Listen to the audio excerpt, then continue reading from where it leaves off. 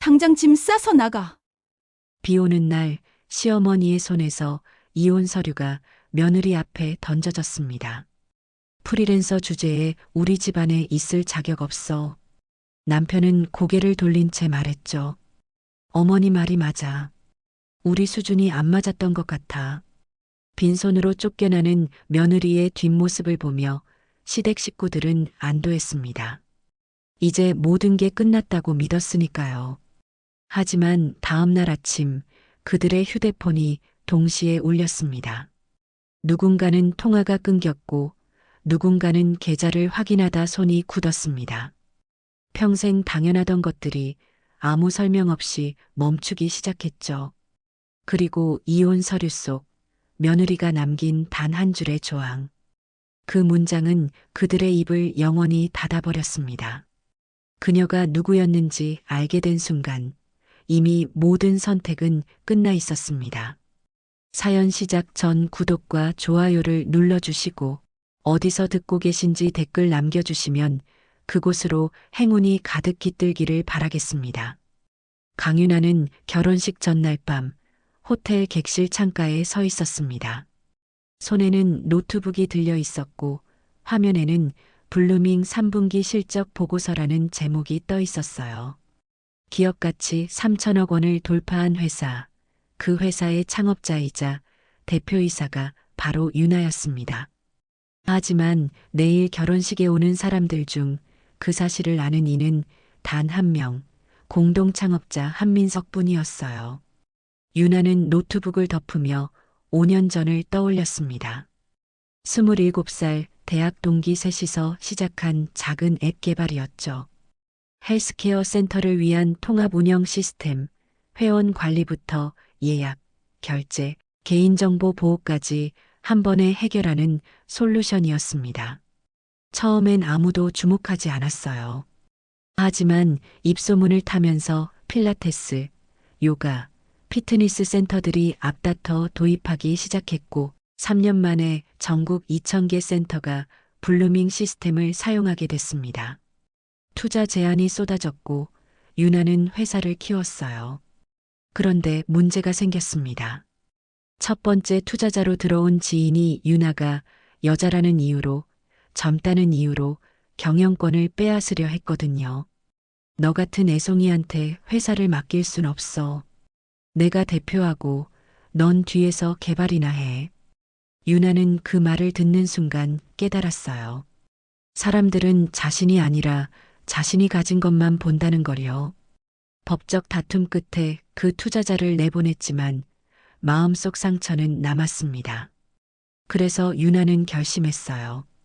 다음 사람을 만날 땐 자신이 누군지 숨기고 시작하자고요. 진짜 자신을 봐주는 사람을 찾고 싶었으니까요. 오재훈을 만난 건 그로부터 반년 뒤였습니다. 친구의 소개로 만난 소개팅 자리에서 윤아는 자신을 프리랜서 디자이너라고 소개했어요. 재훈은 중견 건설회사 과장이었고 성실해 보였습니다. 저는 평범하게 살고 싶어요. 가정 꾸리고 아이 낳고 그렇게요. 재훈의 말에 윤아는 고개를 끄덕였어요. 평범한 게 나쁘지 않다고 생각했거든요. 6개월 연애 끝에 재훈이 청혼했고 윤아는 승낙했습니다. 하지만 본가에 인사 가는 날 공기가 달라졌어요. 재훈의 어머니 오선미는 강남에서 고급 필라테스 센터 엘레강스를 운영하고 있었습니다. 회원 대부분이 부촌 아줌마들이었고 선미는 그 사실을 무척 자랑스러워했어요.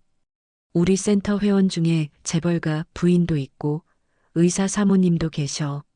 선미는 처음 윤아를 봤을 때부터 눈빛이 차가웠습니다. 직업이 뭐라고 했지? 프리랜서 디자이너요. 프리랜서?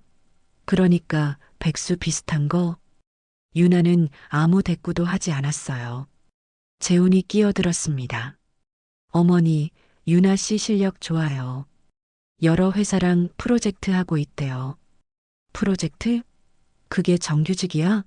4대 보험 되는 거야? 선미의 목소리에는 비웃음이 섞여 있었습니다. 윤아는 그날 조용히 차를 마시고 조용히 인사하고 조용히 돌아왔어요. 차 안에서 재훈이 미안하다고 했습니다. 어머니가 원래 좀 그래. 적응하면 괜찮아질 거야. 유나는 고개를 끄덕였어요. 그때만 해도 괜찮을 거라고 믿었으니까요. 결혼식은 조촐하게 치렀습니다. 유나는 회사 사람들을 부르지 않았어요. 민석 선배만 친구 신분으로 참석했고 나머지는 유나의 대학 동기 몇 명뿐이었습니다. 반면 신랑 측은 화려했어요. 재훈의 회사 사람들, 선미의 센터 회원들, 친척들까지 100명이 넘게 왔습니다. 신부 쪽은 좀 초라하네. 피로 연장에서 재훈의 큰아버지가 선미에게 속삭이는 소리가 들렸어요. 선미가 한숨을 쉬었습니다. 그러게.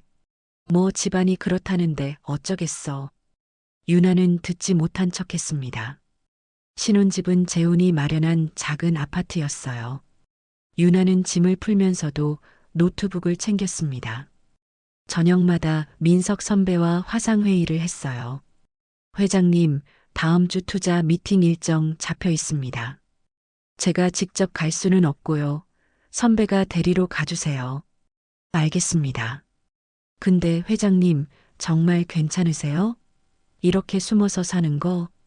유나는 잠시 침묵했습니다. 1년만요. 1년만 이렇게 살아볼게요. 그 사람들이 진짜 어떤 사람들인지 보고 싶어요. 민석은 더 이상 묻지 않았어요. 신혼 한 달쯤 지났을 때 선미가 유나를 불렀습니다. 유나야, 나 센터에서 손 좀 모자라거든. 너 낮에 시간 있으면 와서 청소 좀 도와줄래? 유나는 깜짝 놀랐어요. 저 일이 있어서요. 무슨 일? 프리랜서 일? 그거 시간 조절되잖아. 선미는 당연하다는 듯 말했습니다. 재훈은 옆에서 아무 말도 하지 않았어요. 유나는 결국 일주일에 2번 센터에 가서 청소를 했습니다. 아이러니했어요. 선미가 그렇게 자랑하는 엘레강스 필라테스 센터의 모든 시스템이 유나의 회사 블루밍으로 돌아가고 있었으니까요. 회원 예약도 결제도 개인정보 관리도 전부요. 하지만 선미는 그 사실을 몰랐습니다. 청소하는 며느리를 보며 코웃음만 칠 뿐이었어요. 결혼 6개월쯤 됐을 때 유나는 명절 준비로 지쳐 있었습니다. 새벽 5시에 일어나 전을 부치고 나물을 무치고 갈비찜을 올렸어요. 시댁 식구들은 거실에 모여 텔레비전을 보고 있었고 유나만 부엌에서 땀을 흘렸습니다. 선미가 부엌 문을 열고 고개를 들이밀었어요. 유나야, 전이 너무 기름져. 다시 해. 네. 그리고 나물간이 안 맞는데? 제대로 좀 해. 유나는 대답 없이 고개를 숙였습니다. 손등에는 기름이 튀긴 자국이 빨갛게 올라와 있었어요. 명절 내내 유나는 설거지와 청소만 했습니다. 재훈은 큰아버지, 작은아버지들과 술을 마시며 웃고 있었어요. 유나가 물잔을 나르다 재훈과 눈이 마주쳤지만 재훈은 시선을 피했습니다. 명절이 끝나고 집으로 돌아오는 차 안에서 유나가 입을 열었어요. 오빠, 나도 좀 힘들었어. 어머니가 원래 그래. 조금만 참아. 얼마나요? 재훈은 대답하지 않았습니다. 그날 밤 유나는 노트북을 열고 민석에게 메시지를 보냈어요. 선배, 블루밍 계약 관리 시스템 점검 좀 부탁해요.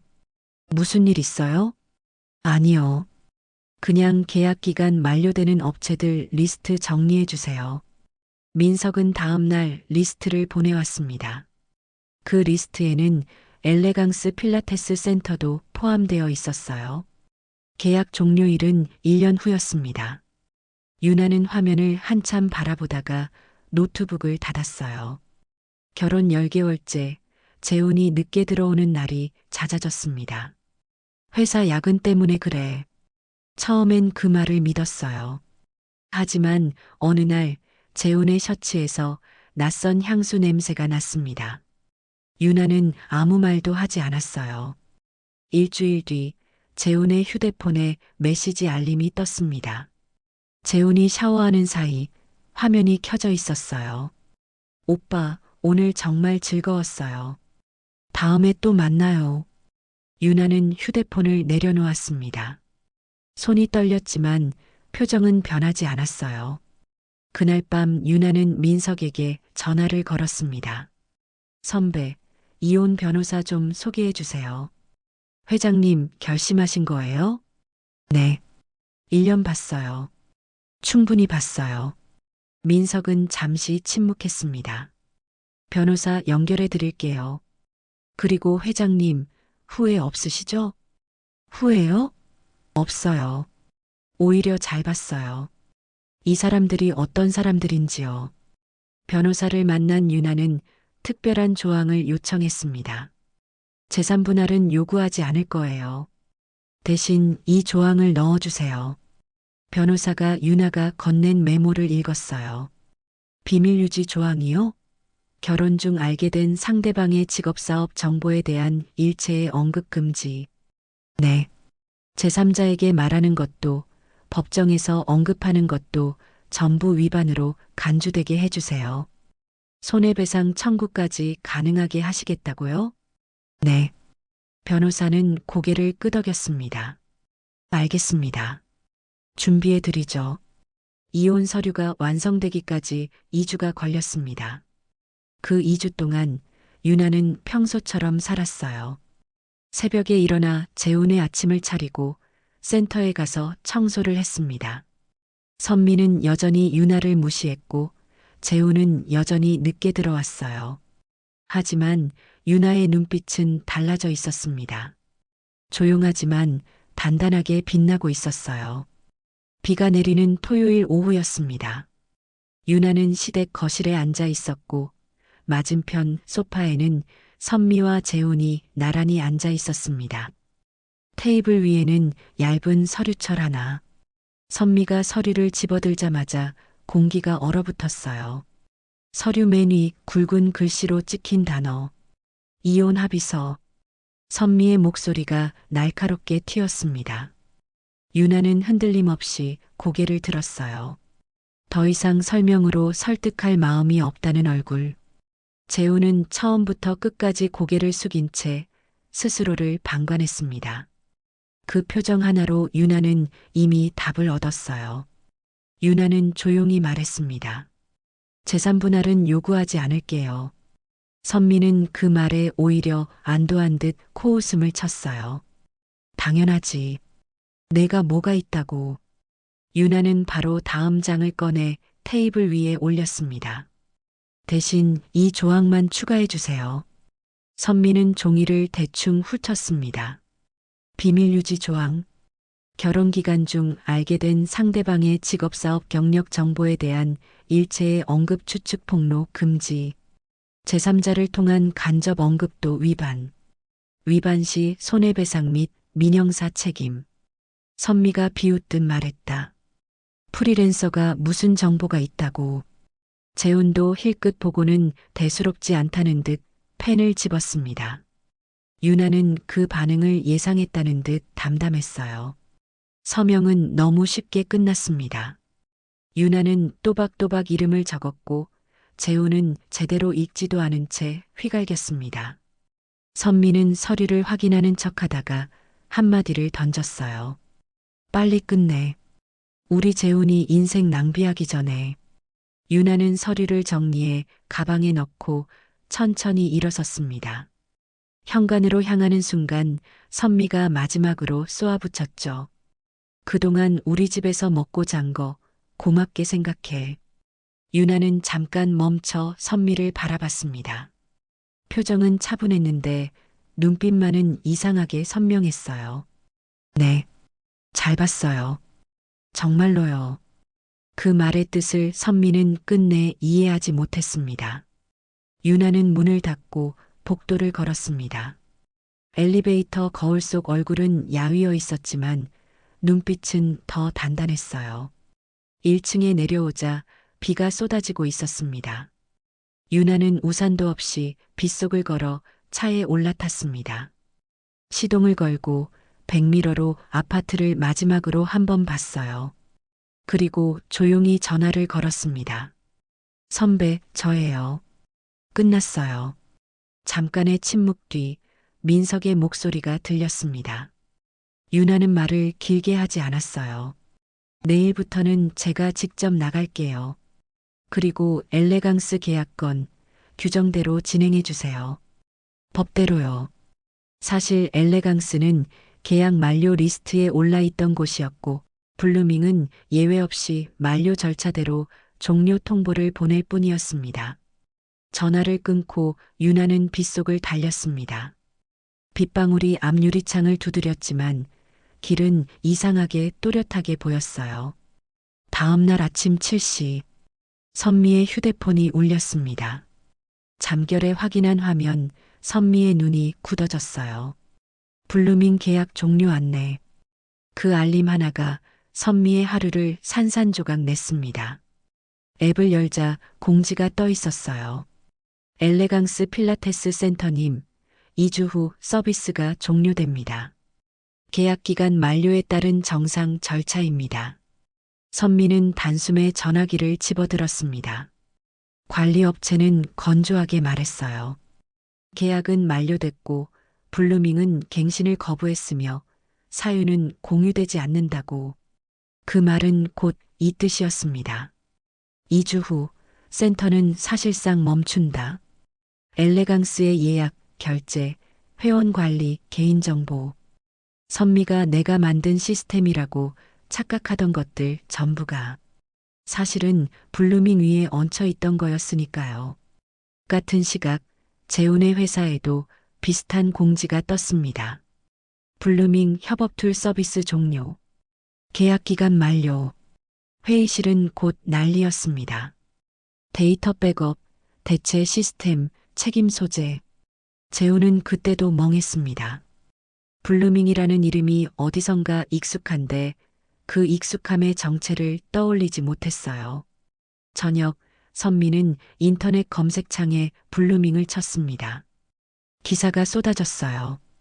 블루밍, 시리즈 C 투자 유치 기업 가치 5천억 돌파. 헬스케어 IT 유니콘 올해 상장 목표. 30대 여성 CEO가 이끄는 성공 신화. 선미는 아무 생각 없이 대표 소개 페이지를 눌렀고 사진이 로딩되는 2초가 1시간처럼 느껴졌습니다. 그리고 화면에 뜬 얼굴. 강윤아. 재훈도 화면을 보자 숨이 멎는 듯 했어요. 어제까지 며느리였던 여자. 카페에서 노트북 하는 프리랜서라고 무시하던 여자. 그 여자가 기업 가치 5천억의 대표이사였습니다. 선미는 의자에서 미끄러지듯 주저앉았습니다. 말이 돼? 재훈이 떨리는 목소리로 중얼거렸어요. 그럼 우리가 쫓아낸 게. 선미는 누군가에게라도 이 사실을 질러버리고 싶었지만 이혼 서류에 찍힌 비밀 유지 4글자가 떠오르는 순간 분노는 그대로 입안에서 굳어버렸습니다. 선미는 그 자리에서 전화 폭탄을 시작했습니다. 하지만 유나는 받지 않았고 문자는 읽히지 않았고 블루밍 본사 대표 연결은 애초에 불가능했습니다. 그날 밤 선미는 처음으로 깨달았습니다. 자신이 며느리를 쫓아낸 게 아니라 자기 인생의 바닥을 밟아 꺼내버린 거였다는 걸요. 마침내 2주가 지나 블루밍 시스템이 완전히 중단된 날 엘레강스는 순식간에 무너졌어요. 아침 7시부터 전화가 쏟아졌습니다. 원장님, 앱이 안 열려요. 예약이 전부 사라졌어요. 결제가 안 됩니다. 선미는 데스크에 앉아 수화기를 붙잡은 채 아무 대답도 하지 못했어요. 회원 200명의 정보가 전부 블루밍 시스템에 묶여 있었거든요. 다른 업체로 옮기려 해도 데이터 이전은 불가능했습니다. 처음부터 다시 시작해야 했지만 그럴 시간도 여력도 없었어요. 환불 요구가 이어졌습니다. 일주일 만에 10명이 회비 반환을 요구했고 센터 계좌는 눈에 띄게 비어갔습니다. 그때부터 공문이 날아오기 시작했어요. 구청, 보건소, 세무서. 사유는 달랐지만 결론은 같았습니다. 조사 대상입니다. 그리고 보건소 점검날 직원이 자격증을 들여다보다 고개를 갸웃했습니다. 원장님 발급 번호가 조회가 안 됩니다. 선미는 액자에서 자격증을 꺼내 쥔 채 아무 말도 하지 못했어요. 일주일 뒤 도착한 공문 한 장이 모든 걸 끝냈습니다. 자격증 위조 확인, 행정처분 및 형사고발 예정. 선미는 그 자리에서 주저앉았습니다. 그날 밤 재훈이 퇴근해 집에 들어오자 거실 바닥에 주저앉아 있는 어머니가 보였어요. 끝났어, 다 끝났어. 재훈은 그제야 알았습니다. 모른 척 해왔던 일들이 전부 돌아오고 있다는 걸. 며칠 뒤 세무조사 통보가 왔습니다. 5년간 숨긴 매출이 한꺼번에 드러날 상황이었어요.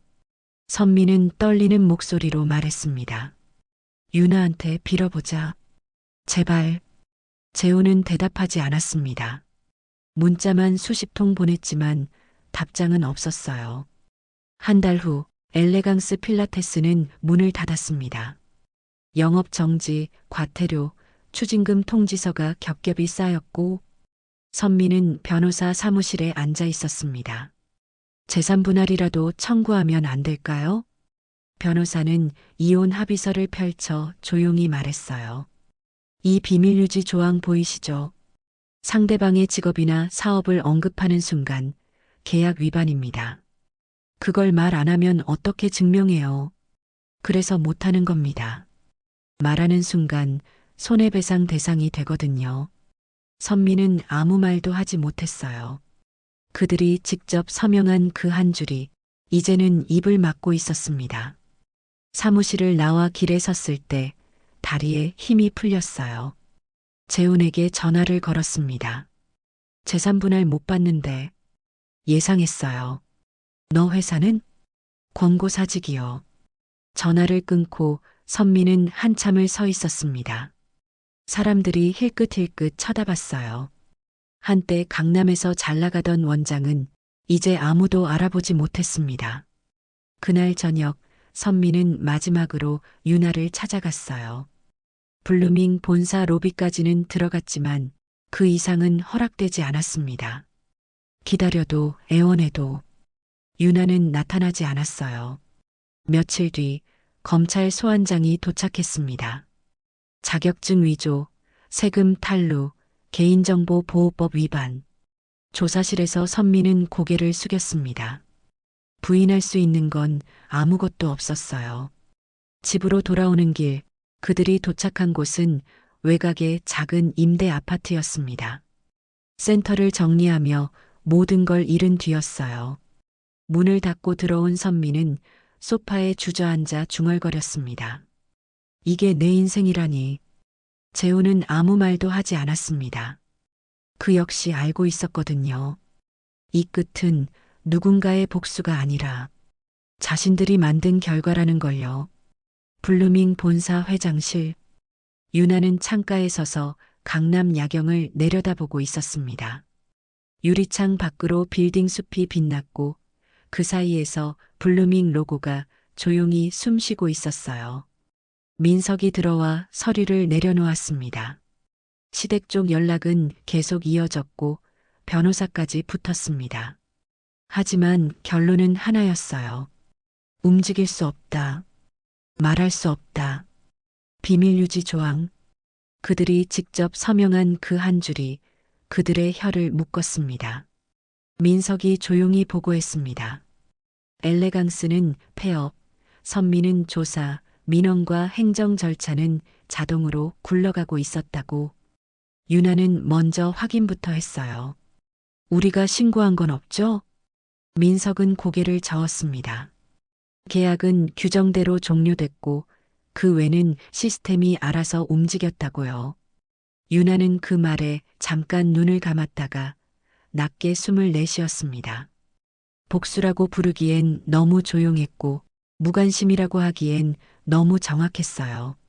며칠 뒤 대형 컨퍼런스룸에서 투자 설명회가 열렸습니다. 수많은 플래시가 터졌고 유나는 단상 위에 올랐어요. 안녕하세요. 블루밍 대표이사 강유나입니다. 1년 전 빗속에서 우산도 없이 걸어 나오던 그 여자는 없었습니다. 대신 자신을 숨기지 않는 사람이 서 있었어요. 기자가 물었습니다. 창업 초기에 가장 힘들었던 점이 뭐였냐고. 유나는 잠깐 멈췄다가 담담히 말했어요. 사람을 믿는 거요. 그 한마디에 장내가 조용해졌습니다. 유나는 더 길게 설명하지 않았어요. 필요한 말은 이미 끝났으니까요. 설명회가 끝나고 유나는 회사 카페테리아로 내려갔습니다. 직원들이 붐볐고 그 속에서 유나는 이상할 만큼 편안했습니다. 신입 개발자가 다가와 인사를 건넸고 유나는 자연스럽게 답했습니다. 누군가 자신을 대표로 보든 그냥 선배로 보든 상관없었어요. 이 공간에서는 적어도 사람을 겉모습으로 판단하지 않았으니까요.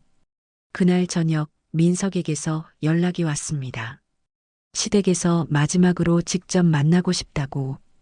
유나는 잠시 생각하다가 짧게 말했습니다. 알겠어요. 다음 날 블루밍 1층 로비 카페. 선미는 초라하게 앉아 있었습니다. 예전처럼 눈에 힘을 준 표정이 아니었어요. 꺼져버린 눈빛, 가라앉은 어깨. 마치 다른 사람 같았습니다. 선미는 떨리는 목소리로 도움을 구했습니다. 계약을 다시 해달라. 돈이라도 조금. 자존심이 아니라 생존이었어요. 유나는 고개를 저었습니다. 안 돼요. 선미가 울컥해 소리치듯 말했지만 유나는 흔들리지 않았어요. 그리고 딱 그 말을 남겼습니다. 저는 어머님을 고발하지 않았어요. 어머님이 그동안 어떻게 운영하셨는지 그게 드러난 것뿐이에요. 선미는 말을 잃었습니다. 유나는 마무리하듯 그러나 단호하게 덧붙였어요. 중요한 건 돈이 아니었어요.